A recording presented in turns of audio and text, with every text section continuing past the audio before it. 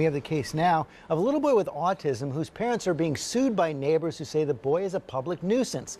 Complaining his bad behavior includes kicking and biting. ABC's Lindsay Davis here with the story. Good morning, Lindsay. Good morning, George. The two couples who filed this lawsuit say this case is not about autism. They say it's about repeated assaults on neighborhood children and that child's parents not doing anything to stop it. So much for Love Thy Neighbor. This California cul-de-sac is embroiled in a civil lawsuit aimed at having a neighborhood boy with autism declared a public nuisance. For us, this case is not really about autism. It's about the safety of our children. They were attacked on multiple occasions. The two San Jose area families say they don't blame the now 11-year-old boy. They claim the problem is his parents, who they say didn't do enough to control their son. They have been slapped, hit, kicked, basically terrorized. My son on his 4th birthday was riding his bike and the child threw him to the ground, grabbed with both hands his hair and shook him violently. The plaintiffs are seeking unspecified damages for the boy's alleged behavior, as well as an injunction requiring his parents to prevent future occurrences of the same.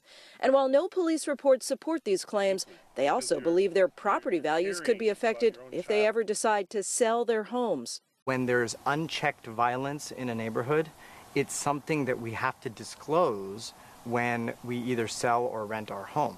The family at the center of this suit is no longer living in the house, releasing a statement to ABC News overnight saying, "We are very disappointed by the non-factual and deeply manipulative falsehoods that have been spread, which we feel amounts to a modern-day witch hunt against a small disabled child and his family." Autism advocates worry this could set a disturbing precedent for families of children with autism. I would hope that the court doesn't rule against the family, because that just creates another barrier, and that is not the solution.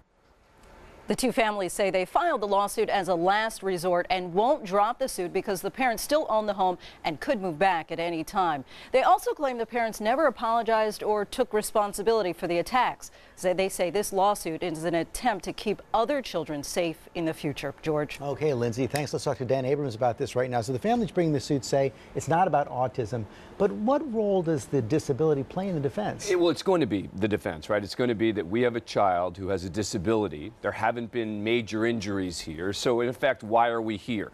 But that's not the end of the inquiry. Meaning you can't just say, oh, I have a disabled child, and then therefore whatever he does shouldn't mean that there are legal consequences. Because in the end, if this child is assaulting other children, the question becomes parental supervision. This isn't a lawsuit against the child. It's a lawsuit against the parents, saying that the parents didn't properly supervise a child who had particular needs for supervision. So does the fact that the family has now moved out of the neighborhood, does that end the harm? Well, look, if they had moved and sold the house, I would say that should end this case, right? We got to be able to figure out a way to say, let's put this behind us. The family's left. What the neighbors are saying is, well, maybe they've moved out, but they still own the home and may move back in. So this is one of these cases where you'd hope that they could resolve the differences and say, look, either sell the house, or we'll make a deal, or properly supervise, etc. The damages become less. And what you heard in the piece there, them talking about the property values. It's like, come on. I mean, that's not one of the stronger arguments that they have. We have to disclose in every case. Please stop it. Let's focus on what the real issues here, which is protecting the other children in the neighborhood, which I think those neighbors have a right to do. This one could have been settled. Yeah, well, it could have been or should be settled in the future. Okay, Dan Abrams, thanks very much.